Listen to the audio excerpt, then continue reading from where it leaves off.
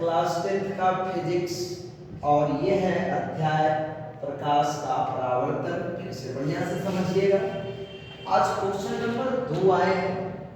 दूसरा, प्रकाश पुंज क्या है, ये कितने प्रकार के होते हैं, यानी इसमें 2 सवाल हैं आपको। तो प्रकाश पुंज को हम पहले परिभाषा देते हैं।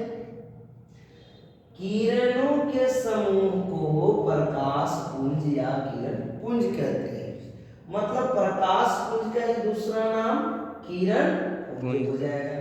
चलिए अब इसका प्रकार देखते हैं। प्रकाश पुंज 3 प्रकार के होते हैं। 1 नंबर में ये क्वेश्चन बनेगा एग्जाम में कि 3 प्रकार के होते हैं, या हम कह सकते हैं प्रकाश पुंज का दूसरा नाम किरण पुंज कह सकते हैं। समांतर किरण पुंज पहला हो। अब इसका परिभाषा जानना है, बड़ा आसान परिभाषा है। जिस प्रकाश पुंज की सभी किरणें एक दूसरे के समांतर होती है उसे समांतर किरण पुंज कहते हैं। एक किरण 2 3 और एक दूसरे के सबके समांतर है, इस दिशा से इस दिशा की ओर आ रहा है, इस दिशा से इस दिशा, इसको कहते हैं समांतर। दूसरा, अभिसारी प्रकाश पुंज। अब इसका क्या होगा? जिस प्रकाश की सभी किरणें एक बिंदु पर मिलती है उसे अभिसारी किरण पुंज कहते हैं। मतलब यहां से इस तरफ से जा रहा और ये मिलता है, इसको कहते हैं अभिसारी किरण पुंज। तीसरा, अपसारी किरण पुंज। जिस प्रकाश पुंज के सभी किरणें एक बिंदु से निर्गत मतलब निकलना निर्गत होकर विभिन्न माने अलग अलग दिशाओं में फैल जाती है उसे कहते हैं अपसारी किरण पुंज।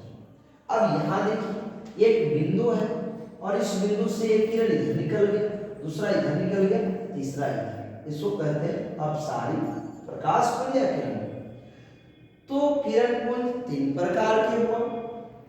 आपको पहला बताया गया समांतर, जिसमें एक दूसरे के समान रहते हैं। अभिसारी, जिसमें एक ही बिंदु पर आकर के मिलते हैं। अपसारी, जिसमें एक बिंदु से निकलता है। अब आप इधर देखिए, गोलीय दर्पण क्या है, ये कितने प्रकार के होते हैं? बहुत बढ़िया सवाल है बोर्ड एग्जाम का। जिस दर्पण की परावर्तक सतह किसी खोखले माने खाली गोले का एक भाग हो उसे हम कहते हैं गोलीय दर्पण। खोखले माने एक खाली होता है, गोल होता है। गोलीय दर्पण 2 प्रकार के होते हैं। पहला अवतल दर्पण, दूसरा उत्तल दर्पण।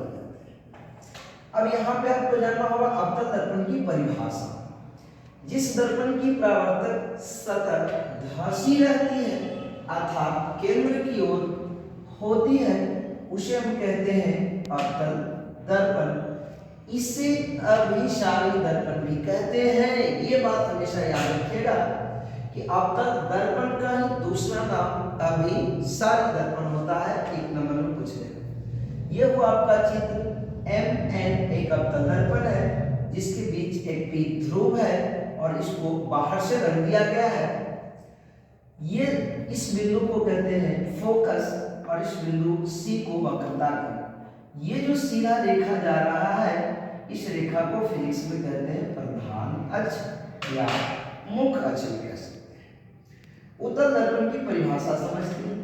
जिस दर्पण की परावर्तक सतह ऊपरी, यहाँ पर ऊपरी है और यहाँ पर धंसी था, यहाँ पर ऊपरी रहती है अर्थात केंद्र की विपरीत दिशा में रहती है उसे हम कहते हैं उत्तल दर्पण।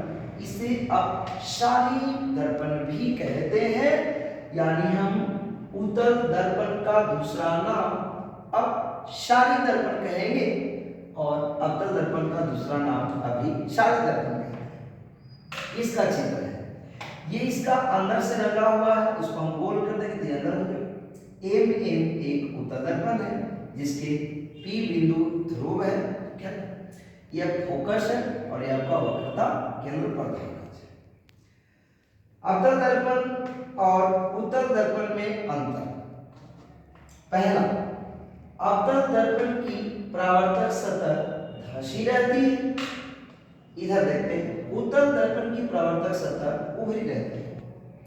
अवतल दर्पण का फोकस वास्तविक होता है तो उत्तल दर्पण का फोकस काल्पनिक होता है।